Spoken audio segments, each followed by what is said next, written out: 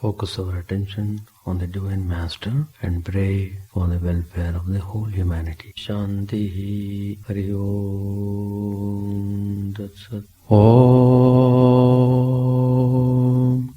Stapakaya Dharmasya Sarvadharmasvarupine Stapakaya Dharmasya Sarvadharmasvarupine Avataravadhisthaya Ramakrishna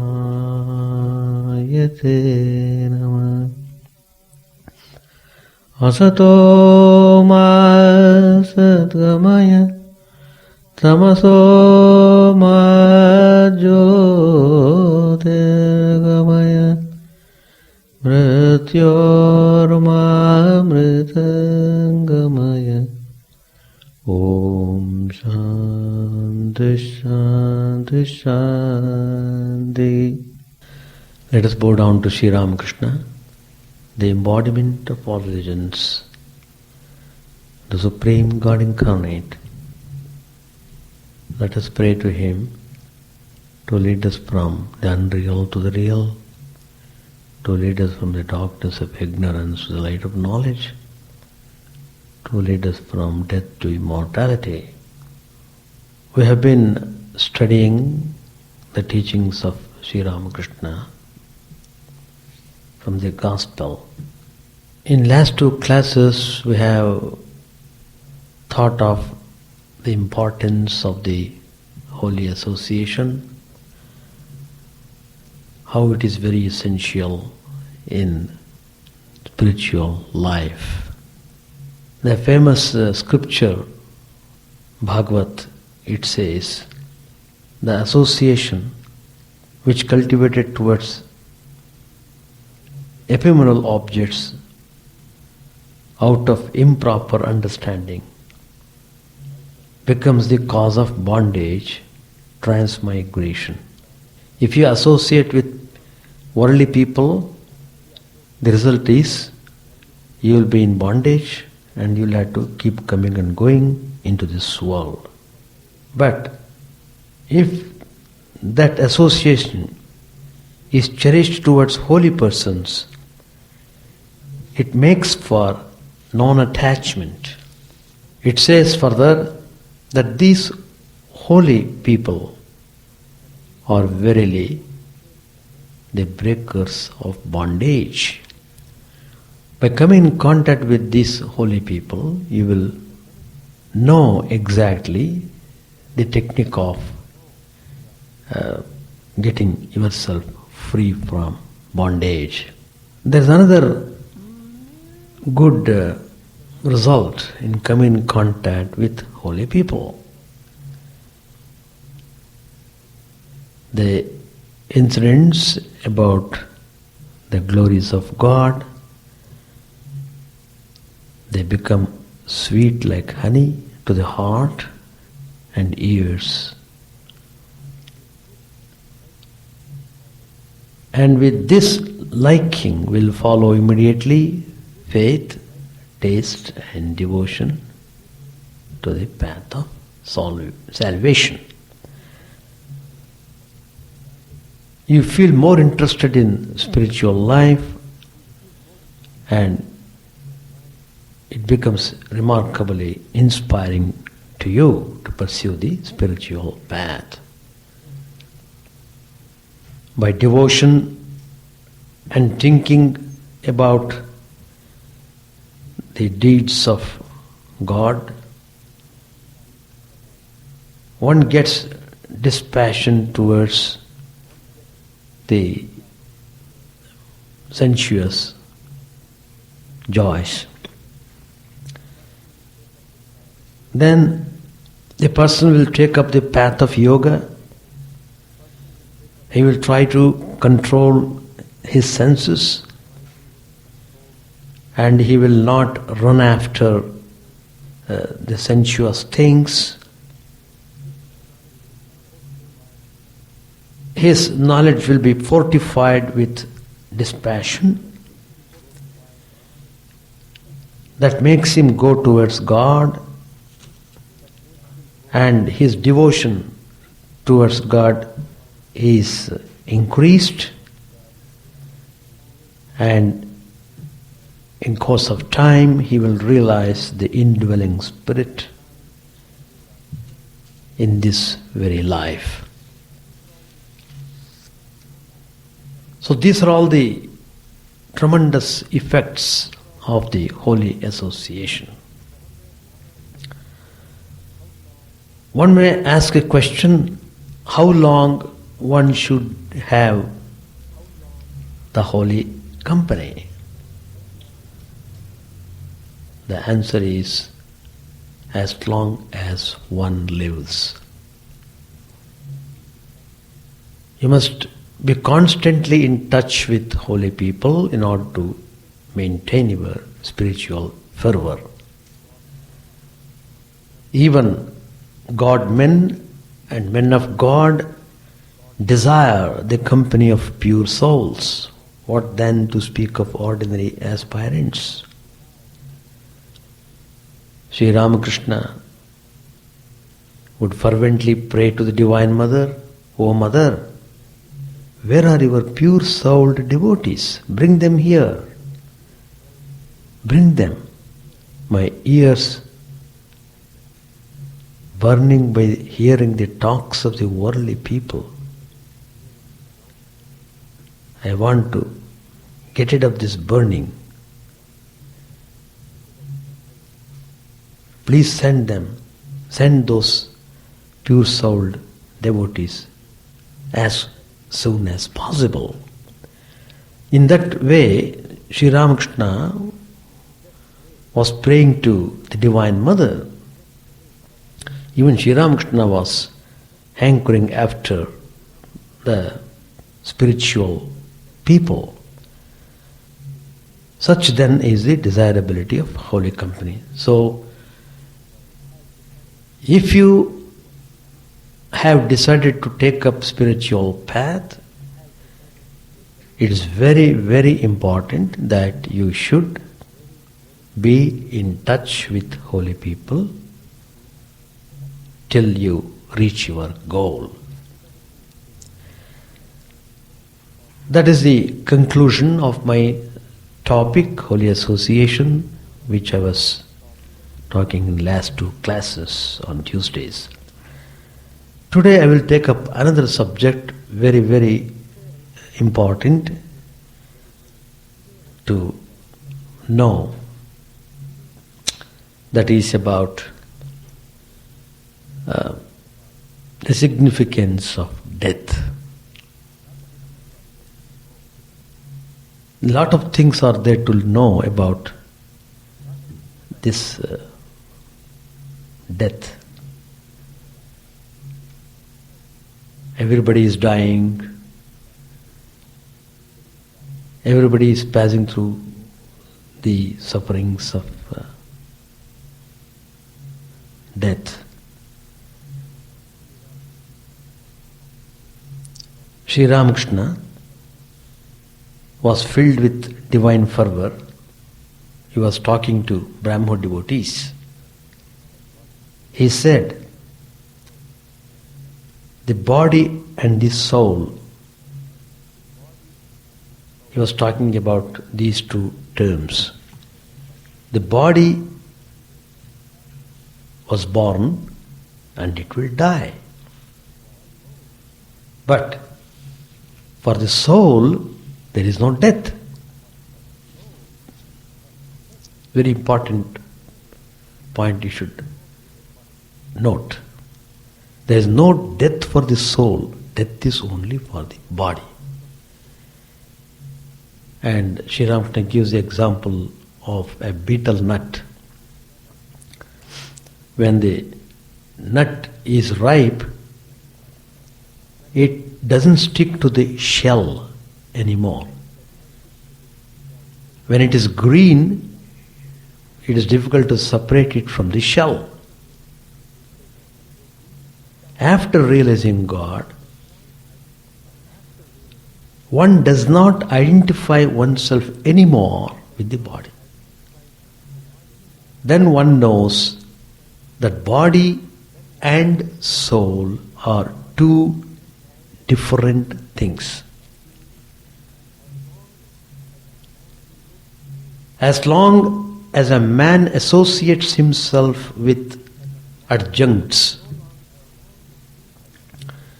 so long he sees the manifold. But on attaining perfect knowledge, he sees only one consciousness everywhere. The same perfect knowledge again makes him realize that the one consciousness has become the universe and its living beings and all the cosmic principles. But when the manifestations of divine power are different in different beings, it is he undoubtedly who has become everything.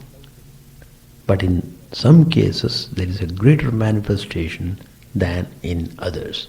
That means Sri Ramakrishna has told very clearly that God consciousness is everywhere, in every being. The whole universe is filled with the consciousness of God. But His power is manifesting in different ways through different channels. In some people, God's power is manifested more. In some other people, it is manifesting less. Anyhow, it is there, though the degree of manifestation varies. Again, Sri Ramakrishna tells, these are all statements of Sri Ramakrishna in the Gospel, which I am quoting today. Afterwards, I will take up this subject of death, how to conquer death, which is very important achievement if we are able to conquer it. Conquering death means what? You become aware of your true nature. What's your true nature? You are immortal. That's your true nature. Sri Ramakrishna says in the Gospel, God is engaged in three kinds of activity: creation, preservation, and destruction. These three activities are being continually monitored by the Supreme God. All will be destroyed at the time of dissolution. The whole creation comes to rest.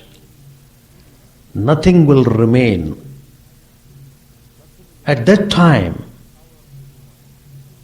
the supreme power of the divine, which Sri Ramakrishna calls it as Divine Mother, she will gather up the seeds for the future creation, even as the elderly mistress of the house keeps in her hodgepodge pot little bags of cucumber seeds, sea foam, blue pills and other miscellaneous things.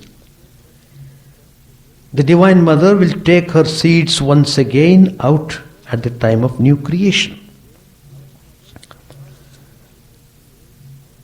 That is how the continuity of creation is maintained.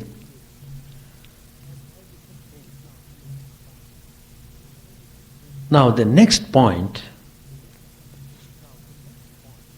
is that birth and death alternate the life of a person. A child is born. When it is born, it brings out tremendous joy to all its near and dear ones. Even the mother, who suffers extreme pain at the time of delivery, she feels immensely pleased and joyful looking at the baby forgetting all her pains. But the child itself, what does it do when it is born? It cries. The first thing that it does is crying. It cries. Then it grows into an adolescent. Then it becomes a man or woman, according to its birth. If the child is a girl, he will grow as a woman. If the child is a boy, he will grow as a man. Then he performs deeds, good and bad, keeps on doing things, and grows old. Finally he bids farewell to this world, immersing his kith and kin in sorrow. All the people will be weeping and thinking about him. That is the existence of man, what we generally see in this world. People are born, are dying. Most people do so unwillingly, struggling to escape but unable to get out of the clutches of death. Nobody wants to die. But one has to die. That's a law of nature. People, they don't want to die because their minds are hovering about the hoard of wealth they have acquired. And they are deeply attached about the dear children that surround them. And last but not least, they are so much attached about their own bodies, which are so well taken care of. Though worn out so much, still they love their bodies. They feel too terrible to part with all these things, which I mentioned just now. So we find most of the people take leave of the world with some groans. The pangs of death are terrible. Everyone, whether a person is good or bad, whether a person believes in God or he doesn't believe, everyone will have to quit this world, will have to quit. So, what is the conclusion? The conclusion is, death is an inevitable process of this creation. It's a fact. Become aware of it. Don't simply close your eyes, I don't know. Don't say like that anymore. You are made to know. If you are not knowing it in the natural way, you will be made to know forcibly. Or the circumstance will make you know. The situations will make you know. The experience will make you know. Finally you will know it. Apariharya arthaha. That is, it is inevitable. Lord Krishna says in the Gita. That is the one thing that is certain in this universe.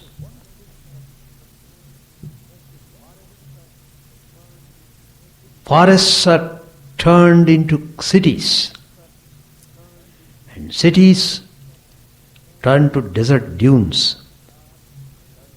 Where mountains are, there many form lakes in time. So uncertainty there is about everything.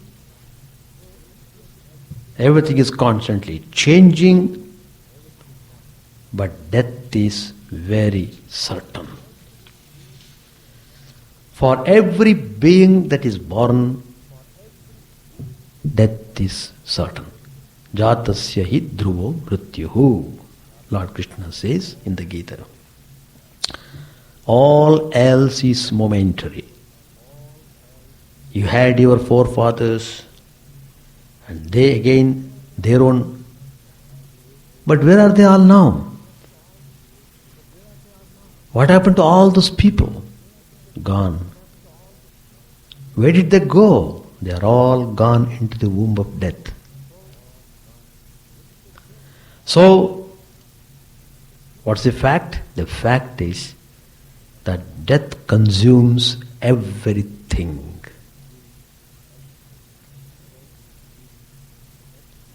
So, death is inevitable.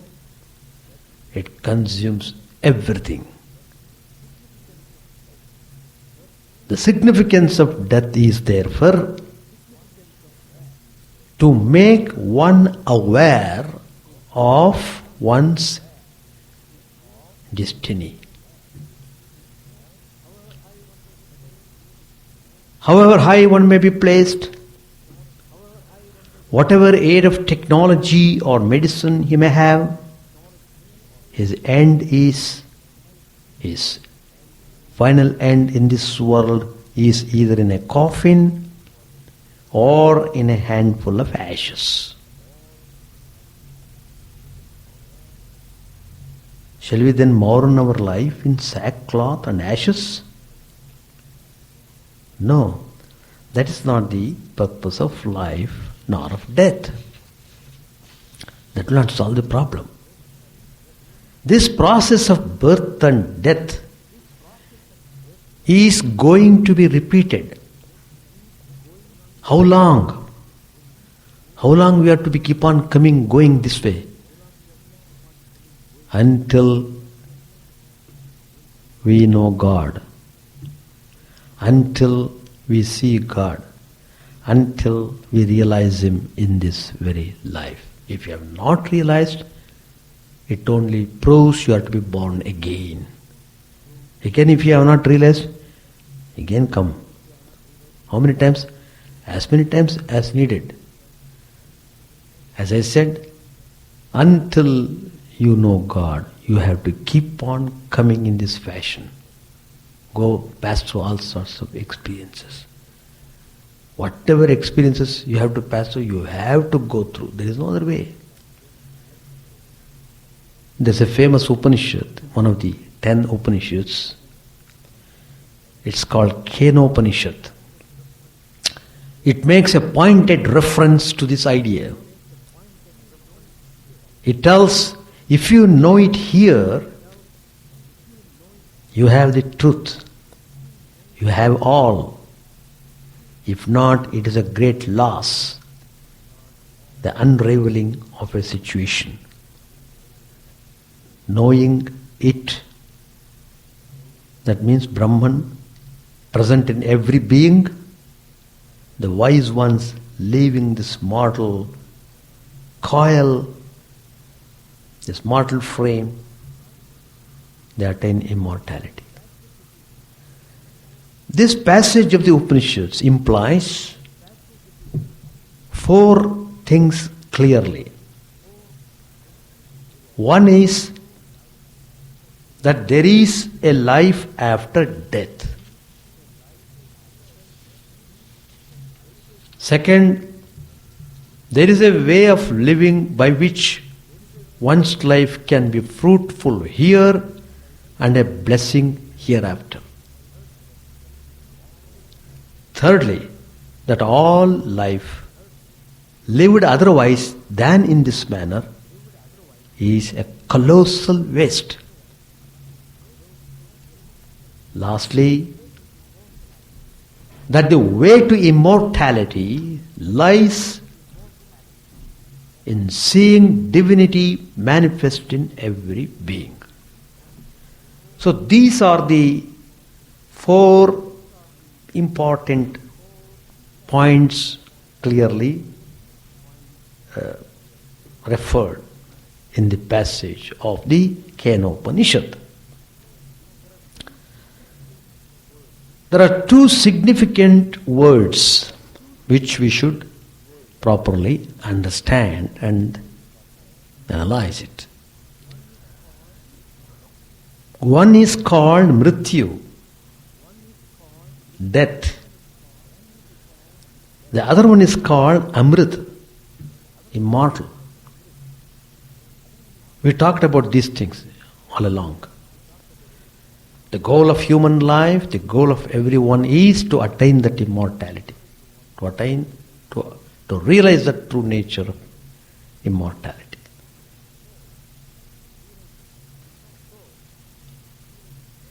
So,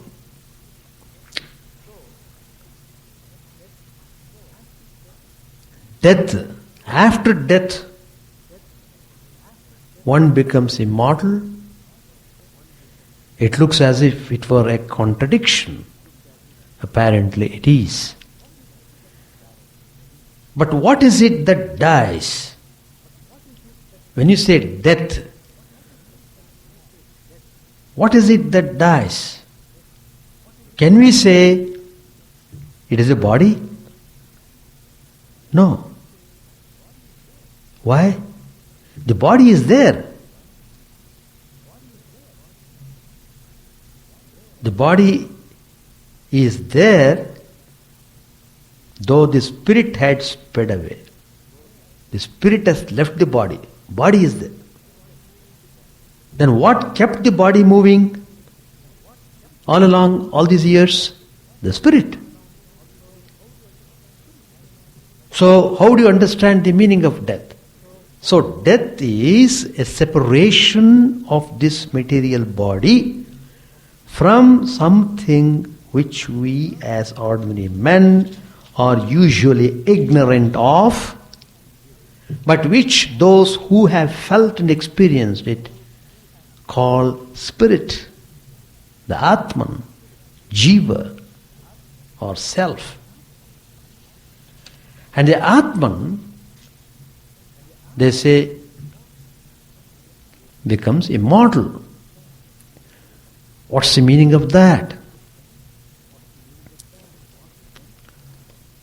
Was it mortal then? Now you are calling it immortal? No. But in common parlance, we can no more describe it than in this way. For man sees the body and thinks that he is that much mass of flesh and bones. Very few can transcend that idea. So it is spoken of that, in that way. So we shall discuss this subject more in the next class. So death is only separating the body and the spirit. Death is inevitable, and one has to keep coming and going, to be born and to die, as long as he has not realized God. That means as long as he has not realized his true nature. So that is what is implied in this phenomenon, death. Death comes to make you aware of the things, so that you can prepare yourself properly, so that you can live the life properly before death snatches away your life. Page 585. Page number 584, let me read. Page 84. Sri Ramakrishna is telling to Marwari devotees, the rules for a sannyasi are extremely hard. He cannot have the slightest contact with lust and gold. He must not accept money with his own hands, and he must not even allow it to be left near him. Lakshmi Narayan Marwari, a Vedantist, used to come here very often. One day he saw a dirty sheet on my bed and said, "I shall invest 10,000 rupees in your name. The interest will enable you to pay your expenses." The moment he uttered these words, I fell unconscious as if struck by a stick. Regaining consciousness, I said to him, "If you utter such words again, you had better not come here. It's impossible for me to touch money. It is also impossible for me to keep it near me." He was a very clever fellow. He said, "Then you too have the idea of acceptance and rejection? In that case, you have not attained perfect knowledge." "My dear sir," I said, "I have not yet gone that far." All laughed. Lakshmi Narayan then wanted to leave the money with Hriday. I said to him, "That will not do. If you leave it with Hriday, then I shall instruct him to spend it as I wish. If he does not comply, I shall be angry. The very contact of money is bad. No, you can't leave it with Hriday." Won't an object kept near a mirror be reflected in it? Devotee asked a question. "Revered sir, is a man liberated only when he dies on the bank of the Ganges?" Master said, "It is the knowledge of God alone that gives liberation. The Jnani will certainly attain liberation wherever he may die, whether in the charnel pit or on the bank of the Ganges. But the bank of the Ganges is prescribed for a bound soul." Devotee asked, "Revered sir, why does a man dying in Benares become liberated?" Master said, "A person dying in Benares sees the vision of Shiva. Shiva says to him, 'This is my aspect with form, my embodiment in Maya. I assume this form for the sake of the devotees. Now look, I am merging in the indivisible Satchidananda.' Uttering these words, Shiva withdraws his form and enables the dying person to see Brahman." The Puranas say that even a Chandala, an untouchable person, endowed with love of God, achieves liberation. According to this school, the name of God is enough to liberate a soul. There is no need of such things as worship, sacrifice, the discipline of Tantra, and the recitation of mantras. But the teachings of the Vedas are different. According to the Vedas, none but a Brahmin can be liberated. Further, the worship is not accepted by the gods unless the mantras are recited correctly. One must perform sacrifice, worship and so on according to spiritual injunction. But where is the time in the Kali Yuga, in this modern age, to perform the Vedic rituals? Therefore, in the Kali Yuga, in this modern age, the path of devotion prescribed by Narad is best. The path of karma is very difficult. Karma becomes a cause of bondage unless it is performed in a spirit of detachment. Further, the life of man nowadays depends on food. He has no time to observe the rituals enjoined by the scriptures.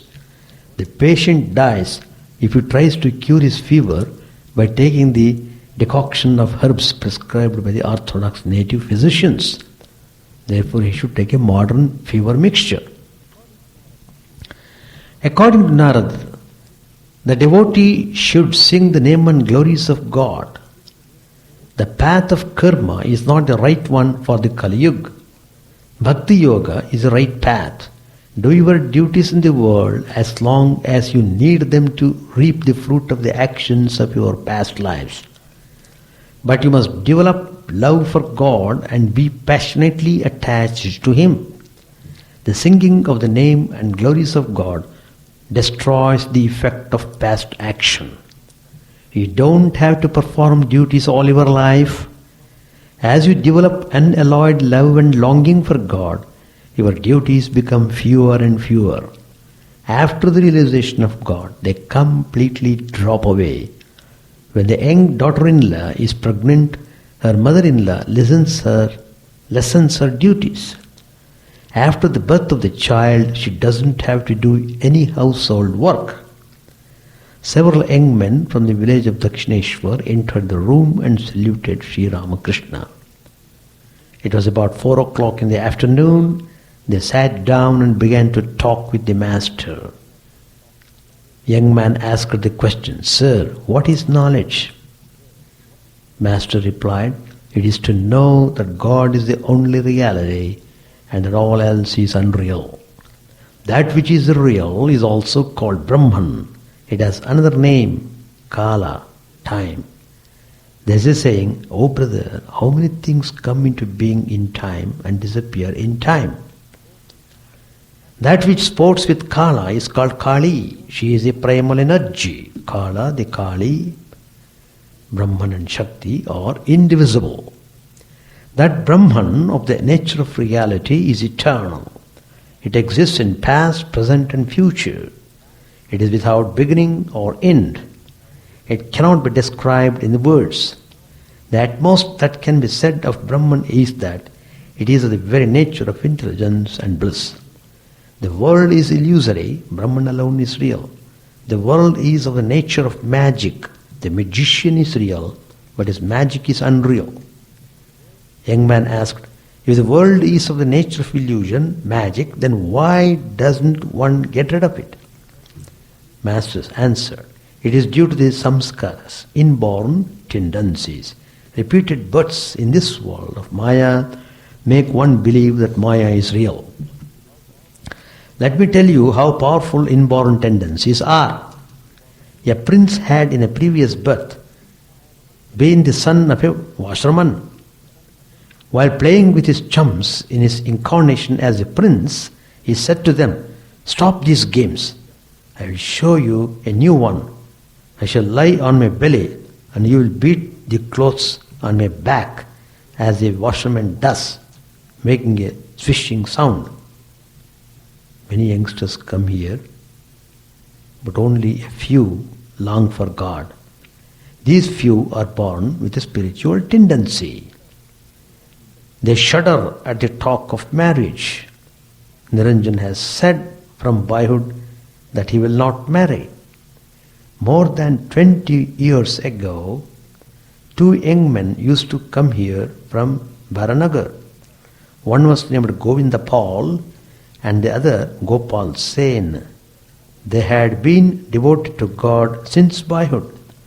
The very mention of marriage would frighten them. Gopal used to have bhava samadhi. He would shrink from worldly people as a mouse from a cat. One day he saw the boys of the Tagore family strolling in the garden. He shut himself in the kuti lest he should have to talk with them. We shall stop here. So you must become aware of the reality. As long as you are in this world, you have to pass through the experience of death. Birth and death alternate till you realize God. In fact, every time you are taking birth in order to achieve the goal of realization. But for some reason you are not paying attention in that direction, so you keep on coming again and again.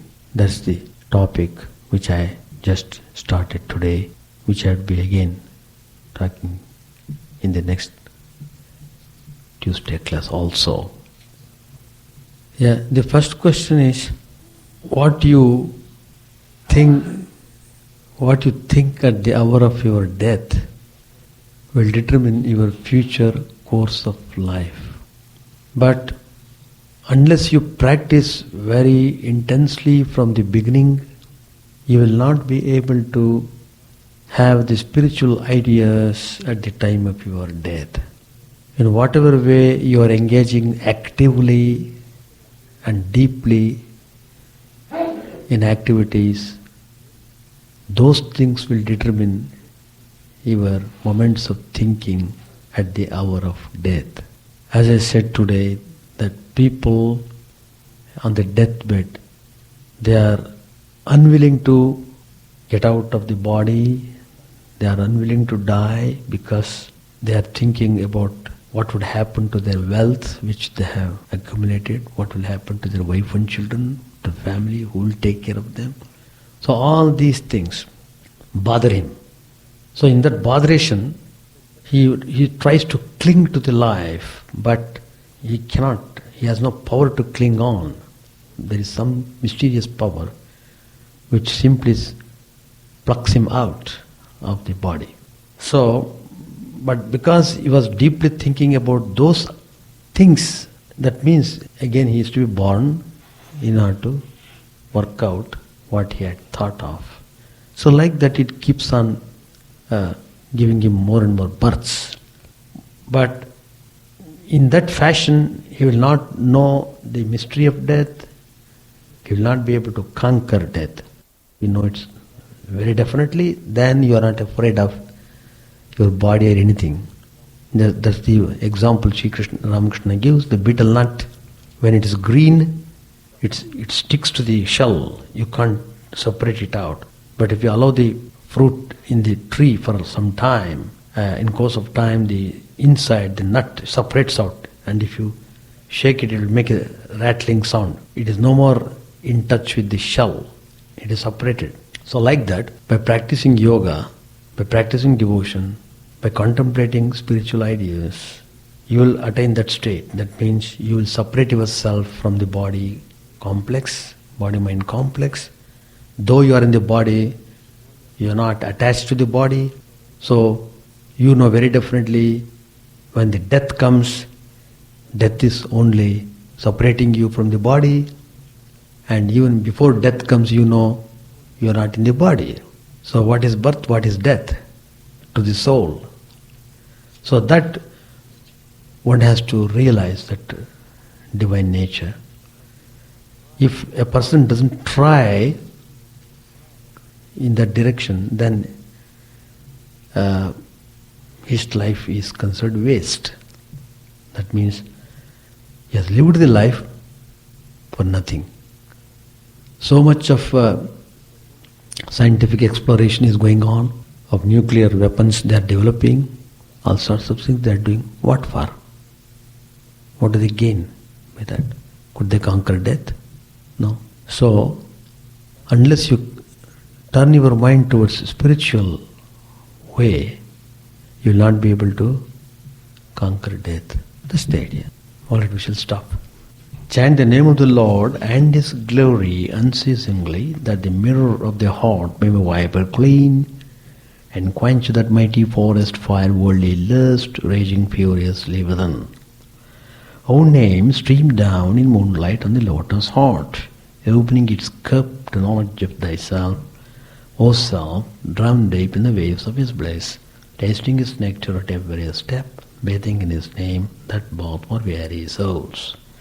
Various are thy names, O Lord, in each and every name thy power resides. No time so set, no rites are needful for chanting of thy name. So vast is thy mercy, how huge then is meritoriousness, who find in this empty life and heart no devotion to thy name. O my mind, be humbler than a blade of grass, be patient, forbearing like a tree, take no honor to thyself, give honor to all, chant unceasingly the name of the Lord. O Lord and soul of the universe, mine is no prayer for wealth or retinue, the playthings of lust or the toys of fame. As I am many times as I may be reborn, grant me, O Lord, a steadfast love for thee. A drowning man in this world's fearful ocean is thy servant, O sweet one, in thy mercy consider him as dust beneath thy feet. Ah, how I long for the day when instant separation from Thee, O Lord, will be as 1,000 years, when my heart burns with its desire, and the world without Thee is a heartless void. Prostrate at Thy feet let me be in unwavering devotion, neither imploring the embrace of Thine arms, nor bewailing the withdrawal of Thy presence, though it tears my soul asunder. O Thou who stealest the hearts of Thy devotees, do with me what Thou wilt, for Thou art my heart's beloved, Thou and Thou alone. O Lord, lead us from the unreal to the real, lead us from darkness to light, and lead us from death to immortality. May all be free from dangers, may all realize what is good, may all be actuated by noble thoughts, may all rejoice everywhere.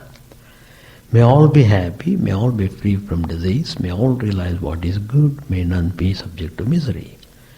May the wicked become virtuous, may the virtuous attain tranquility, may the tranquil be free from bonds, may the freed make others free. May good betide all people, may the sovereign righteously rule the earth, may all beings ever attain what is good, may the worlds be prosperous and happy. May the clouds pour rain in time, may the earth be blessed with crops, may all countries be freed from calamity, may holy men live without fear.